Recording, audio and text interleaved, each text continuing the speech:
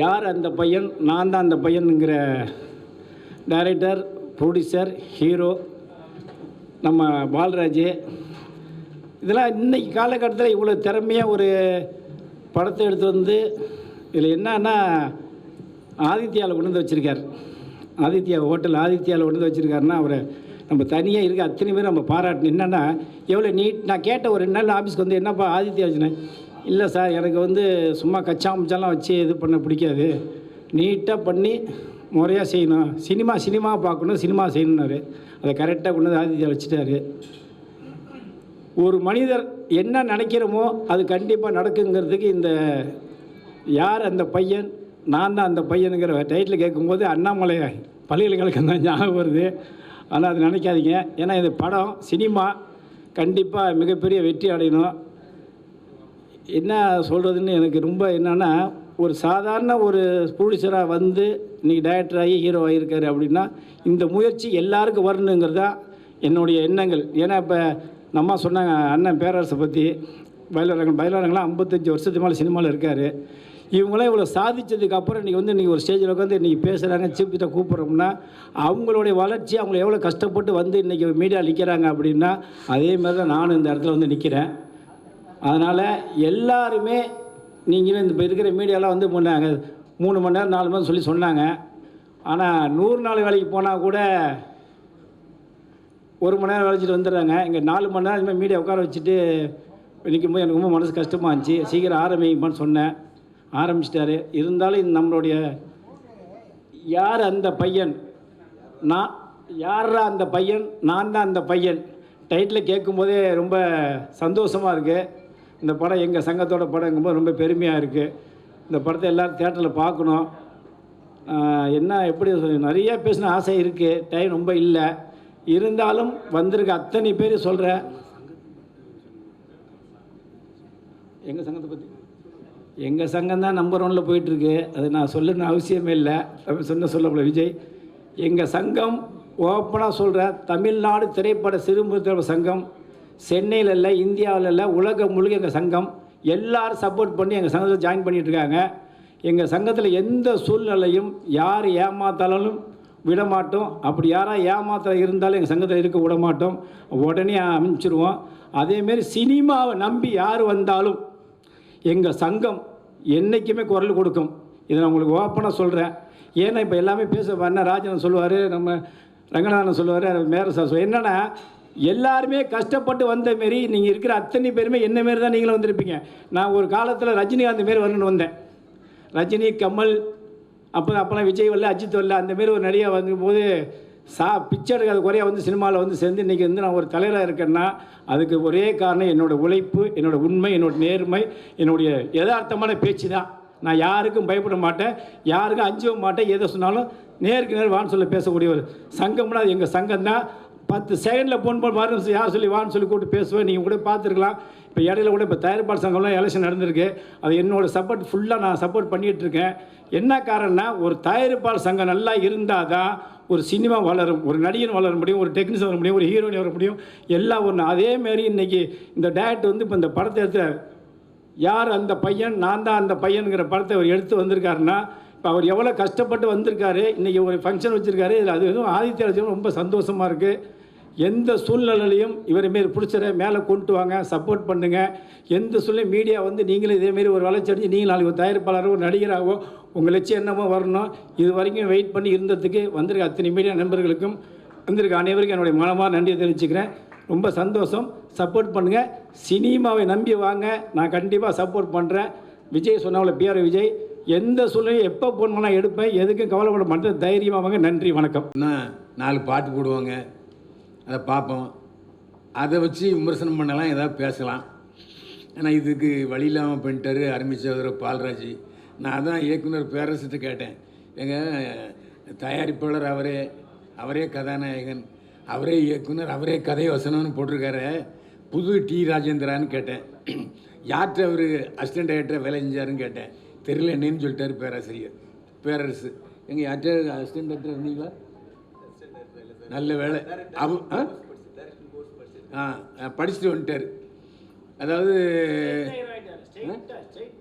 இல்லை அதாவது அதுக்குன்னு ஒரு கல்லூரி இருக்குது, அந்த திரைப்படக் கல்லூரியில் படிச்சிருக்காருன்னு நினைக்கிறேன். ஆனால் திரைப்படக் கல்லூரியில் படித்தது வந்து ப்ராக்டிக்கல் ஆகாது.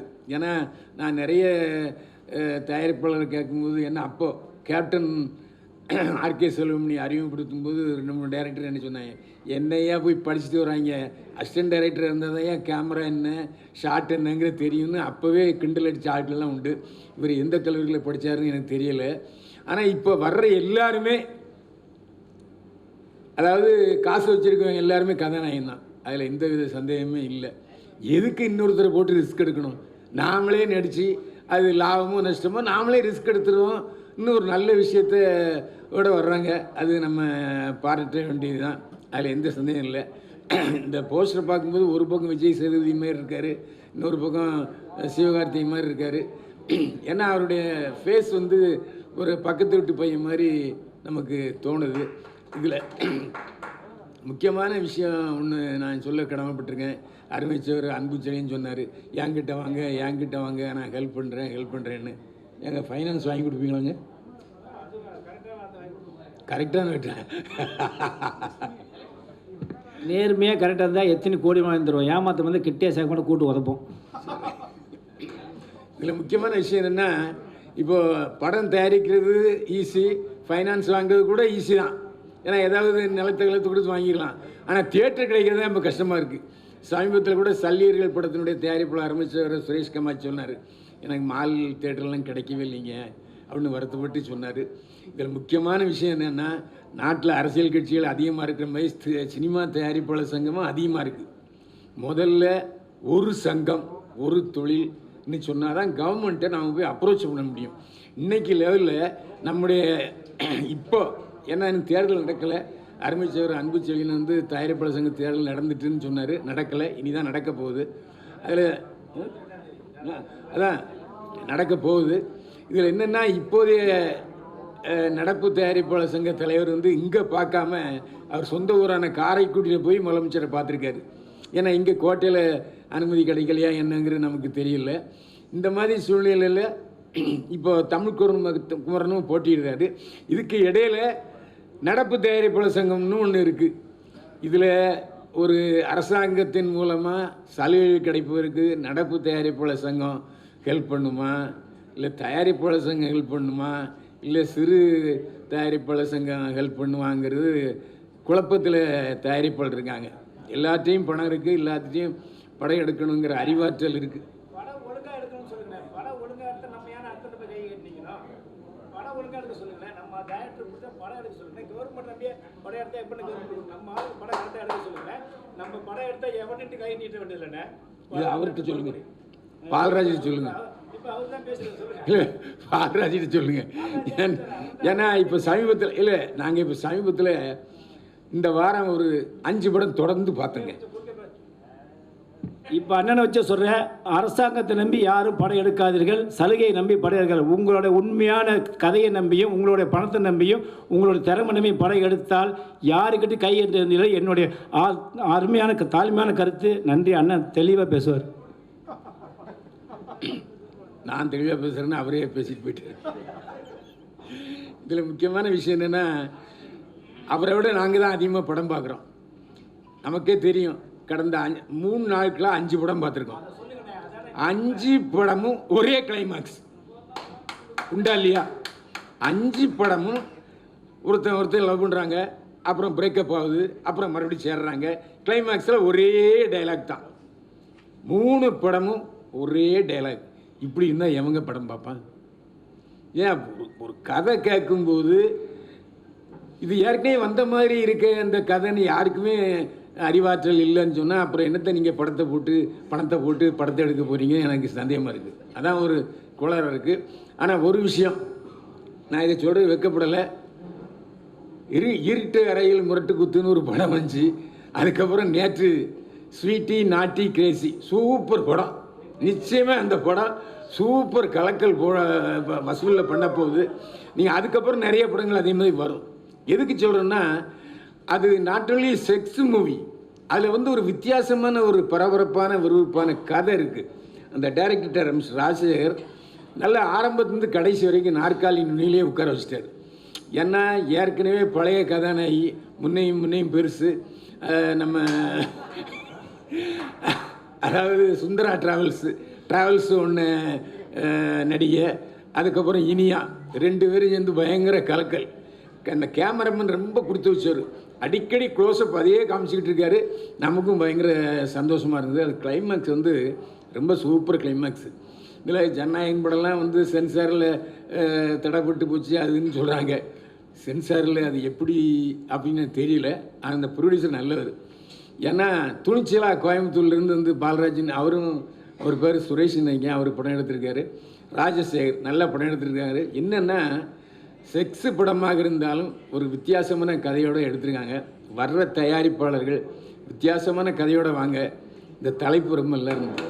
யாரா அந்த பையன், நான் தான் அந்த பையன்.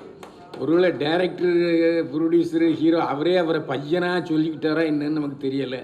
இப்படி தானே நீங்கள் தானே அவரை பையன்னு சொல்லிட்டாரு. நான் தான் அந்த பையன். இந்த துணிச்சல் யாருக்குமே வராது. அந்த அடிப்படையில் அவரை நம்ம பாராட்டணும். இதில் முக்கியமான அம்சம் என்னென்னா, எல்லாருமே சொல்கிறது வழக்கமாக ஹீரோயின்கள் வந்து ப்ரொமோஷனுக்கு கண்டிப்பாக வரணும், வரமாட்டேங்கிறாங்க. ஒருவேளை அவங்க மீட்டர் எங்கேயாவது ஓடுதான்னு நமக்கு தெரியல. அந்த அடிப்படையில் இங்கே வரலையாங்கிறது நமக்கு தெரியல. ஏன்னா இப்போல்லாம் வந்து ஹீரோயின் என்ன பேசுகிறாங்கன்னு சொன்னால் அவங்க ஒன்றும் தெலுங்கில் பேசுகிறாங்களே, ஹிந்தியில் பேசுகிறாங்களே, இங்கிலீஷில் பேசுகிறாங்க. நமக்கும் புரிய மாட்டேங்குது, கண்டென்ட் கிடைக்க மாட்டேங்குது. இதில் முக்கியமான விஷயம் என்னென்னா, ஆடியோ ஃபங்க்ஷன் சொல்லி 3 மணி நேரம் போட்டு கழுத்து இருக்கிறாங்க. ஆனால் எடிட்டர்கிட்ட போனால் 10 நிமிஷம் போங்க சார், எடுத்துகிட்டு போங்க சார், எவனும் பார்க்க மாட்டேங்கிறான்னு சொல்கிறாங்க. இதில் எங்களுக்கு உள்ள கஷ்டம் என்னென்னா, 3 மணி நேரம் உட்காந்து அந்த ஆடியோ ஃபங்க்ஷனை எடுத்து விட்டு 10 நிமிஷம் வராது. இப்போ புதுசாக யூடியூப்பில் போட்டிருக்காங்க, நீங்கள் ஏற்கனவே முதல்ல 5 பேர் போடுற அந்த கண்டென்ட்டுக்கு தான் காசு, மீதி எதுக்குமே காசு கிடையாது. அப்போ போட்டு என்ன பிரயோஜனம்? ஸோ நாங்களும் இதில் பாதிக்கப்பட்டிருக்கோம். அதனால் புதுசாக நாங்கள் கண்டென்ட் வந்ததுன்னா தான் எங்களுக்கு வந்து வருமானம். இப்போ தேவையில்லாமல் என்னையும் போட்டு நான் பேசாதெல்லாம் போட்டு தம்ப்நெயில் போடுறாங்க. போடுறது என்னுடைய சகோதரர்கள் தான். நான் என்ன செய்ய முடியும்? சரி, அவங்களுக்கு சந்தோஷமாக இருந்தால் எனக்கு சந்தோஷமாக இருக்குன்ட்டு நான் விட்டுட்டு போயிடுறதான். எதுக்குன்னா, எப்படி தயாரிப்பாளர்கள் பாதிக்கப்படுகிறார்களோ அதே போல் நாங்கள் மீடியாக்காரங்களும் பாதிக்கப்படுறோம். இதில் முக்கியமான விஷயம் என்னென்னா, நான் போலீஸ் அதிகாரியாக இருந்திருக்கேன். போலீஸ் அதிகாரியும் வீட்டில் ஒழுங்காக சாப்பிட முடியாது, ஒரு நல்லது கெட்டதுக்கு போக முடியாது. அதே மாதிரி இந்த மீடியாக்காரங்களும் நல்லது கெட்டதுக்கு போக முடியாது. ஏன்னா எந்த சமயத்தை பாருங்கள், 5 மணிக்கு ஆரம்பித்து 7 மணி முடிஞ்சிருன்னு சொன்னால் வந்துட்டு நீ இப்போ மணி பாருங்கள். வீட்டுக்கு போனாச்சுன்னா, யோ எத்தனை மணிக்கு வரேன்னு சொன்னேன், வீட்டில் ஒரே பாட்டு. ஆக நமக்கு அங்கே ஒரு இடி, இங்கே ஒரு இடி. ஆஃபீஸுக்கு போனால் என்னையா நியூஸ் எடுத்து வந்திருக்க, கண்டென்ட்டே இல்லை, நானாயா கண்டென்ட் கொடுக்க முடியும்? இப்படி ஆக நாம் எப்படி தயாரிப்பாளர்கள் சிக்கலில் இருக்கிறார்களோ அதே போல் மீடியாக்காரங்களும் நாங்களும் சிக்கலில் தான் இருக்கோம். ஏன்னா எத்தனை யூடியூப்பு இனிமேல் அடுத்தாப்போ வரப்போகுது, இருக்கிற மூட போகிறாங்களேங்கிற பயத்துலேயும் தான் நாங்களும் இருக்கிறோம். இருந்தாலும் யாரா அந்த பையன், நான் தான் அந்த பையன் வெற்றி பெறுவதற்கு தம்பி பாலராஜை வாழ்த்துகிறேன். ஏன்னா இந்த மாதிரி ப்ரொடியூசர்கள் வர்றதுனால தான் ஒரு 10-15 பேர், அது கிட்டத்தட்ட ஒரு 500-600 பேர் பொழைச்சிக்கிட்டு இருக்காங்க. ஏன்னா சினிமா இன்றைக்கி சொன்ன மாதிரி, அன்புச்சிலையும் அடிக்கடி சொல்கிற மாதிரி, புதிய தயாரிப்பாளர்களை நம்பித்தான் சினிமா இருக்கிறது. ஏன்னா பெரிய நடிகர்கள் பூரா வெளிநாட்டுக்கு போயிடுறாங்க, இல்லை வெளிய மாநிலத்துக்கு போயிடுறாங்க, இங்கே ஷூட்டிங் எடுக்கிறதே இல்லை. இந்த மாதிரி புதிய தயாரிப்பாளர்கள் தான் இப்போதைய சினிமாவை வாழ வைத்து கொண்டிருக்கிறார்கள். மேலும் தொடர்ந்து பல தயாரிப்பாளர் வர வேண்டும். வாழ்க வளமுடன். நன்றி, வணக்கம். யார்ரா அந்த பையன், நான் தான் அந்த பையன் படத்தோடைய கதாநாயகன், இயக்குனர், தயாரிப்பாளர் நான். இந்த கதை நான் ஆக்சுவலாக யார்கிட்ட அசிஸ்டண்ட்டாக ஒர்க் பண்ணீங்க அப்படின்னு கேட்டார் அண்ணன். நான் யார்கிட்டையும் அசிஸ்டண்ட்டாக ஒர்க் பண்ணல. நான் டைரெக்ஷன் கோர்ஸ் படித்தேன். அதே போல் யார்கிட்டையும் போயிட்டு வேலை கேட்குறதோ இல்லை யார்கிட்டாவது போய் வாய்ப்பு கேட்குறதோ எனக்கு பிடிக்காது. அதனால் நான் என்னை தயார்படுத்திக்கிட்டேன். இது வரைக்கும் நான் யார்கிட்டையும் போய் வாய்ப்பு கேட்டதில்லை. எந்த இதுலேயும் நான் நடித்தா ஹீரோவாக தான் நடிக்கணும்னு நினச்சேன். அதனால் எனக்காக நான் ஏற்படுத்திக்கிட்ட கதை தான் இது. நான் என்னை நான் மெருகேற்றிக்கிட்டேன். அது பெரிய கதை அது. அதனால் நான் ஸ்ட்ரைட் ஹீரோ தான். நடித்தா ஹீரோவாக தான் நடிப்பேன் அப்படின்ற முடிவு பண்ணி தான் நான் இறங்கியிருக்கிறேன். இந்த கதை பொறுத்த வரைக்கும் வந்து ரொம்ப வித்தியாசமான கதை. ஆக்சுவலாக நான் வந்து நிறைய படம் பார்ப்பேன். நிறைய படங்கள் வந்து நிறைய குறைகள் இருக்கும். இந்த கதை பொறுத்த வரைக்கும் வந்து குறை சொல்ல முடியாது, அந்தளவுக்கு நான் எடுத்திருக்கிறேன். ஏன்னா நிறைய படத்தை பார்த்த அனுபவம் தான் இந்த கதை வந்து இந்த படத்தை நான் நல்லா எடுத்திருக்கிறேன். கண்டிப்பாக எனக்கு வந்து 100% நம்பிக்கை இருக்குது இந்த படம் ஜெயிக்கும் அப்படின்னு. 1% கூட சந்தேகம் இல்லை இந்த படம் தோக்கும் அப்படின்னு. கண்டிப்பாக வந்து சிறு திரைப்படங்களுக்கு வந்து அதாவது ஒரு முக்கியத்துவம் கொடுக்கலனா கூட அட்லீஸ்ட்டு கொஞ்சம் என்ன சொல்கிறது, ஒரு உந்துகோலாக வந்து இருக்கணும் அப்படின்னு நான் நினைக்கிறேன். அதாவது ரசிகர்ஸையும் மீடியாக்களையும் வந்து திரையரங்கு உரிமையாளர்களும் வந்து சிறு படங்களுக்கு வந்து கொஞ்சம் வாய்ப்பு கொடுங்கன்னு கேட்குறேன்.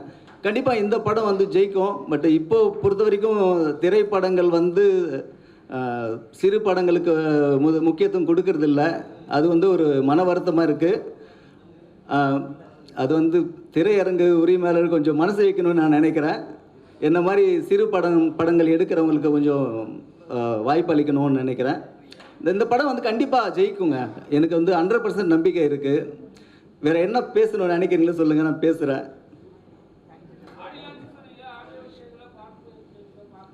ஆக்சுவலாக வந்து ஆடியோ லான்ச்சுக்கு வர வந்தவங்களை எல்லாரையும் வாழ்த்துறேன். பட் இது வந்து நாங்கள் ஸ்க்ரீன் பண்ணல.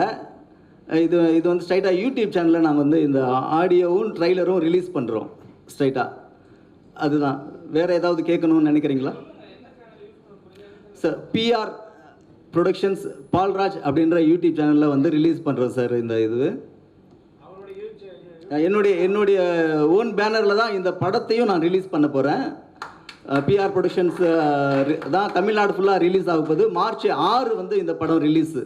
பிஆர் ப்ரொடக்ஷன்ஸ் தமிழ்நாடு ஃபுல்லாக ரிலீஸ் ஆகும். வேறு ஏதாவது கேட்க விரும்புகிறீங்களா? நன்றி. இந்த படம் நான் மெயினாக பண்ணுறதுக்கான ரீசன் இருக்கும் இல்லையா? ஏன்னா நீங்கள் போஸ்டர்லேயே பார்த்துருப்பீங்க, ரொமான்டிக்கான சீன்ஸு இருக்கும். ஸோ ஃபஸ்ட்டு நான் டைரக்டர் சாரை மீட் பண்ண போகிறப்போ ஒரு ஸ்டார்டிங் என்னை கேட்டது வந்து இதில் 2 லீட் இருக்காங்க. ஒரு லீட் வந்து நார்மல் டீசெண்டாக இருக்கும், இன்னொரு லீட் வந்து ரொமான்ஸ் சீன் வந்து நிறைய இருக்கும்னு சொல்லி கேட்டாங்க.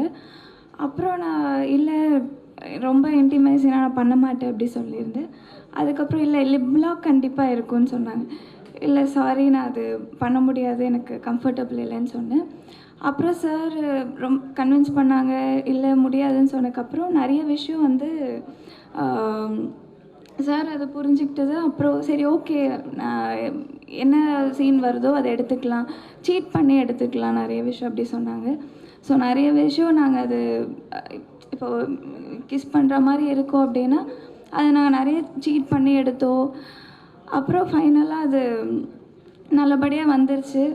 ஸோ இதெல்லாம் வந்து சார் சப்போர்ட் பண்ணியிருந்தார். இப்போ வேறு டைரக்டராக இருந்தால் என்ன இவங்க இவ்வளோ கண்டிஷன் போடுறாங்க வேண்டாம் அப்படின்னு சொல்லியிருக்கலாம். என்னையும் நம்பி நான் இந்த ரோலுக்கு கரெக்டாக பர்ஃபெக்டாக நான் இதுக்கு சூட் ஆவேன் அப்படின்னு அவர் என்னை நம்பி இதில் என்னை ஆக்ட் பண்ண வச்சதுக்கு நான் ரொம்ப தேங்க் பண்ணுறேன். இந்த மூவி வந்து முக்கியமாக பேரண்ட்ஸ் வந்து பார்க்க வேண்டிய மூவின்னு தான் சொல்லலாம். ஏன்னா இதில் நிறையா கருத்து இருக்குது. ஸோ எல்லோரும் அது பார்க்குற ஒரு படம் தான். உங்களோட எல்லாரோட சப்போர்ட்ஸும் கண்டிப்பாக எங்களுக்கு தேவை. So thank you. என்ன படம் சார் வருது? ஸ்வீட்டி நாட்டி கிரேசி. இந்த படங்கள்லாம் இளைஞர்களை குறி வச்சு எடுக்கிற படம். இப்போ தான் தெரியுது இது பயில்வான் மாதிரி ஆளுங்க குறி வச்சு எடுக்கிறாங்கன்ட்டு. அவ்வளவு சமீபத்தில் வராங்க இதில். அதனால் பயில்வானா ரொம்ப ரசித்து பார்த்துருக்காரு.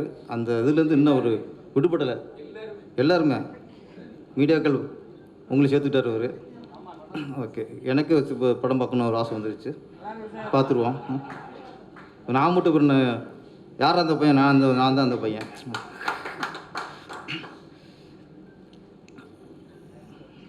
அன்பழகன்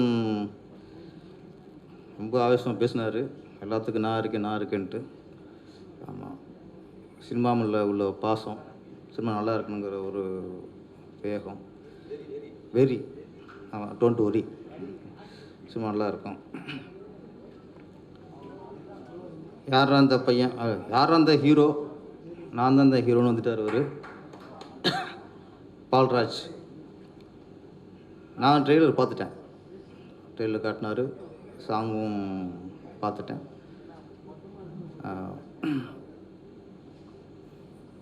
அதான் ஹீரோங்கிறதுக்கு இப்போலாம் இலக்கணம்லாம் ஒன்றும் இல்லை, தலக்கணம் இருக்கக்கூடாது, மறுபடியும் இலக்கணமும் இருக்கக்கூடாது. அதான் பாக்கியராஜ் சார் ஃபஸ்ட்டு புதிய வாரம் நடிக்கும்போது இயக்குனர் எம்ஏ பாரதியை தவிர எல்லாருக்குமே இவரெல்லாம் ஹீரோவா அப்படின்னு தான் பார்த்தாங்க. அவர் பின்னால் பெரிய ஹீரோவா திரைக்கேமரனா உருவாயிட்டார். ரஜினி சார் அப்படி தான், பிகினிங் பார்த்து யார் யார் கருப்பா பரட்டையா அப்படி தான், இந்த மாதிரிலாம் நடிக்க வந்துட்டாங்களான்னு தான் பேசுவாங்க. இப்போ அவர் பெரிய சூப்பர் ஸ்டார் ஆகிட்டார். அது தனுஷ், அது துள்ளுவதோ இளமை. ஃபர்ஸ்ட்லாம் பார்க்கும்போது ஒரு ஹீரோவே தெரியாது, இன்றைக்கி ஒரு பெரிய ஹீரோ. அது மாதிரி ஹீரோக்கு ஒரு அழகாக இருக்கணும், சிவப்பாக இருக்கணும் அப்படிலாம் இல்லை, அந்த கதைக்கு பொருத்தமாக இருக்கணும். ஒரு கதாபாத்திரத்துக்கு யார் கரெக்டாக பொருத்தமாக இருக்காங்களோ அவங்க கதாநாயகன். இந்த படத்துக்கு யாரா அந்த பையன், நான் தான் அந்த பையன். நான் ட்ரெய்லராக பார்க்கும்போது ஓகே, இந்த கதைக்கு இவர் பொருத்தமானவர். அவரே தயாரிப்பாளர், அவரே கதாநாயகன், அவரே இயக்குனர். ஒரு தன்னம்பிக்கையின் வெளிப்பாடு. இந்த கல்யாணம் பேசும்போது பொண்ணு வீட்டில் கேட்பாங்க, என்ன எதிர்பார்க்குறீங்க அப்படின்ட்டு மாப்பிள்ளை வீட்டார்கிட்ட. இப்போ மாப்பிள்ளை சைடில் பொண்ணுக்கு ஒரு 50 பவுன் போடுங்கம்பாங்க. இவங்க அவ்வளோலாம் முடியாது, ஒரு 25 பவுன் தான் போட முடியும். இப்படி பேசி கடைசியாக மாப்பிள்ளோட கேட்டதில் பாதியை போட்டு தான் கல்யாணம் பண்ணி வைப்பாங்க. இது ஏன் சொல்கிறேன்னா, இந்த யாரா அந்த பையன், நான் தான் அந்த பையனை, இந்த மாதிரி ஒரு டேர்ம்ஸ் அண்ட் கண்டிஷன் வருது. ஆனால் அது புதுசாக இருக்குது. அந்த நாட்டு சொன்னார், இதில் மாப்பிள்ளையோடைய நோக்கம், அவர் பொண்ணு வீட்டில் போய் நகை கேட்கல, பணம் கேட்கல, பொருள் கேட்கல. அவர் போட்ட ஒரே கண்டிஷன் சொல்லாமல,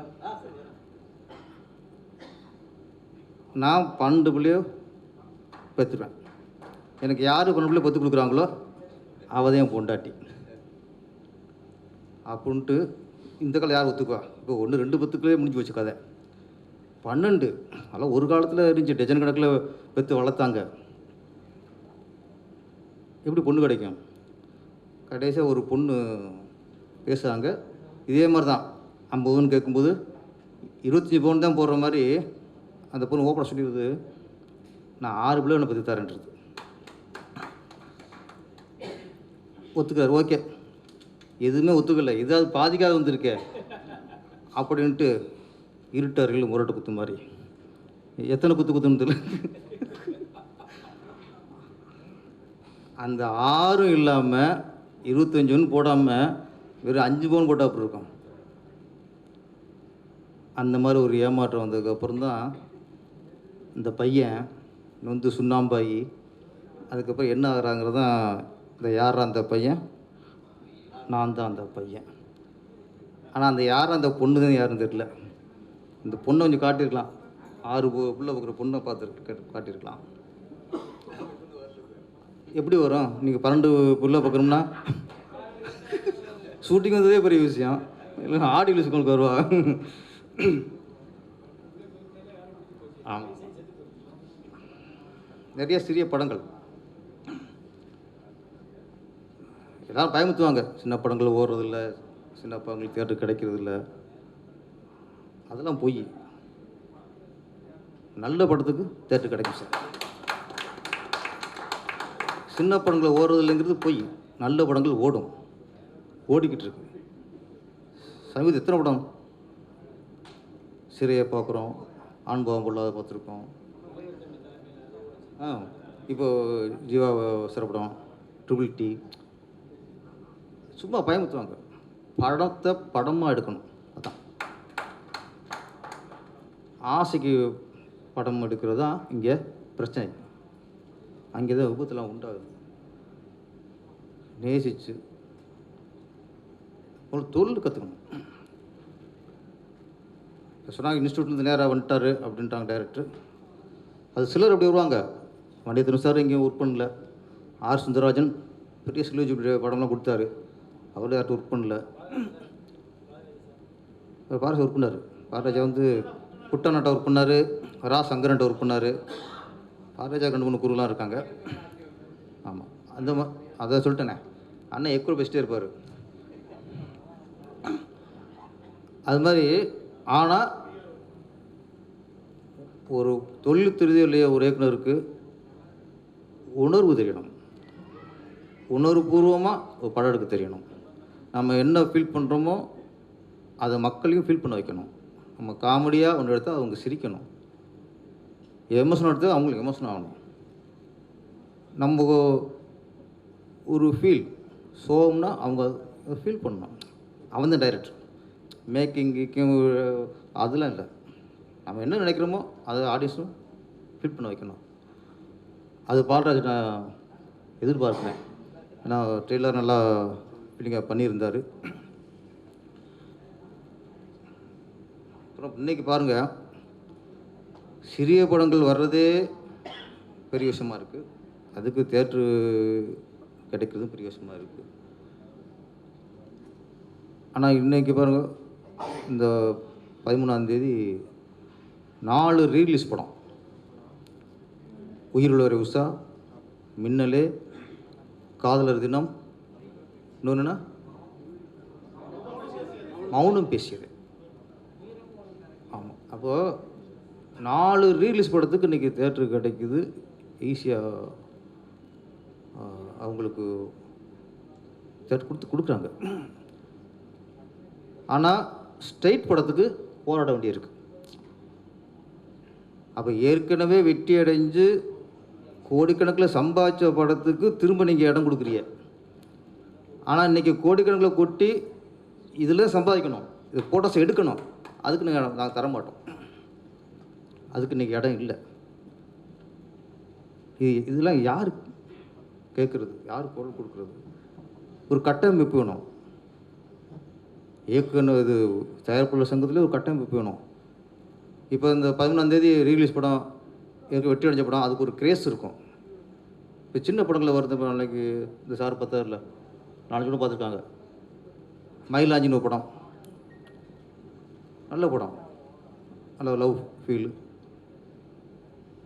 ஆனால் அந்த ரீலீஸ்குள்ள படம் இதுக்கு அந்த இது ஈர்ப்பு இருக்குமா அப்படின்னா ஒரு கேள்விக்குறியாக இருக்குது. அவங்க புலம்புறாங்க, என்ன சார் நாங்கள் போராடி 2 வருஷம் படம் எடுத்துருக்காங்க சார் படத்தை. 2 வருஷம் போராடி பார்த்தா படத்தை முடித்து ரிலீஸ் பண்ண போகிறதுல நேரத்தில் பார்த்தா 4 படம் ரீலீஸ் வரும்போது அவங்க அப்செட். இப்போ அவங்க யார் காப்பாற்றுறது? அவங்களுக்கு யார் குரல் கொடுக்குறது? ஏற்கனவே மங்காத்தா ஓடிச்சு, படையப்பா ஓடிச்சு. இப்போ ஓடுனவங்களே திருப்பி நம்ம தேட்டர் கொடுத்து ஓட வச்சுருக்கும்போது இங்கே வாழ்வரம் பாதிக்கப்படுது. புதுசாக படம் எடுக்கிறவங்க கூட என்ன பண்ணுறதுன்னு தெரில. அப்போ ரீலீஸுங்கிறதுக்கு தனியாக ஒரு லிஸ்ட்டு வைக்கணும். இந்த டேட்டில் நீங்கள் வச்சுங்க. புது படங்கள் இப்போ கரண்டில் படம் எடுத்து புதுசாக ரிலீஸ் பண்ணுற படத்தை டெஸ்ட் பண்ணக்கூடாது. இப்போ 13 படம் ரிலீஸ் ஆகுது, அதில் 4 ரீலீஸ், மற்ற எந்த படமும் ஒன்றும் என்னான்னு தெரிய மாட்டேங்குது. ஏன்னா இது பேசும்போது பயம் இருக்குது. சில சூழ்நிலைகள் நம்ம படம் நல்லா இருக்குது, சூப்பராக இருக்குது, எல்லாம் இருக்குது, ஓகே. ரிலீஸ் ஆகிற சூழ்நிலை ஒன்று இருக்குல்ல. ஒரு படத்தை வெற்றிக்கு காரணம் ரிலீஸ் ஆகிற சூழ்நிலையும் ஒரு காரணம். படம் என்ன தான் நல்லா இருந்தால் கூட சில சூழ்நிலைகளில் அது கொஞ்சம் மிஸ் ஆயிரும். அந்த சூழ்நிலை நம்மளே உருவாக்குறோம். அவங்களும் பிடிச்சது தான், ரீலீஸ் பண்ணுறவங்களும் பிடிச்சது தான், புதுசாக படம் பண்ணுறவங்களும் பிடிச்சது தான். இந்த ரீலீஸு கொஞ்சம் ஆமாம் விடக்கூடாது. நீங்கள் அதுக்கு தனியாக ஒரு டைம் ஒதுக்குங்க. இல்லை ரீலீஸ் படம் ரிலீஸ் பண்ணுறவங்களும் ரீலீஸ் இப்போ பண்ணாமல் தவிர்க்கணும். ஏன்னா ஓடின படத்தை தான் ரிலீஸ் பண்ண முடியும். இன்னும் ஓடாத படத்தை ரிலீஸ் பண்ண முடியாது. இன்றைக்கி ஊரில் வர உஷானா பெருசாக ஓடின படம் இன்றைக்கி ரீலீஸுங்கும் போது ஆமாம் வந்துடும். இப்போ இது அமைக்க போதில்ல அது கொஞ்சம் அதெல்லாம் கொஞ்சம் கவனம் செலுத்தணும். அப்புறம் இந்த அவார்டு சொன்னாங்க தமிழக அரசு. இது எப்படின்னா, இந்த வருஷம் 2026 ஒரு படம் ரிலீஸ் ஆகி அது தமிழக அரசு தேர்வு பெற்று அது தமிழக அரசு விருது அறிவித்தா அது எப்போ கிடைக்குது? 2036 கிடைக்கும். இந்த 2026 சிறந்த குழந்தை நட்சத்திரம் அப்படின்னு ஒரு குழந்தைக்கு அவார்டு கிடைக்குது. அது வாங்கும்போது குழந்தையாக இருக்குது, அது குழந்தை குட்டியமாக போய் குழந்தை நட்சத்திரம் சிறந்த குழந்தை நட்சத்திரம் வாங்கும்போது அது குழந்தையில போய் வாங்கும். இதெல்லாம் இட்லி மார்க்க சூடாக இருக்கும்போது இன்றைக்கி படம் ரிலீஸு, இந்த வருஷம் ரிலீஸ்னால் அடுத்த வருஷம் எங்களுக்கு அவார்டை கொடுத்தா தானே அது திருப்பி வாங்க முடியும். நீங்கள் இட்லியை அவிச்சு ஃப்ரிட்ஜில் வச்சு 1 மாதம் முடிச்சிங்கன்னா 1 மாதம் கழிச்சு கொடுத்தா விருதுங்கிறது ஊக்கப்படுத்துறது, விருதுங்கிறது கலைஞர்களை கௌரவப்படுத்துறது. அந்த விருது அந்த நேரத்தை கொடுக்கணும். சிறந்த கதாநாயகி விருது கொடுக்குறிய அதுக்கு கலைநாயகி வச்சுருக்கோம். வாங்கும்போது கலைநாயகி 2 குழந்தையோடு இருக்குது. 10 வருஷத்துக்கு அப்புறம் அந்த விருதை வாங்கும்போது யாருக்குமே அது சந்தோஷம் இருக்காதுங்க. அது மாதிரி தமிழக அரசுக்கு வேண்டுகோள், 2026க்கான சிறந்த படத்துக்கான விருதுகளில் 2027 கொடுங்க, 2036 கொடுத்துடாதீங்க.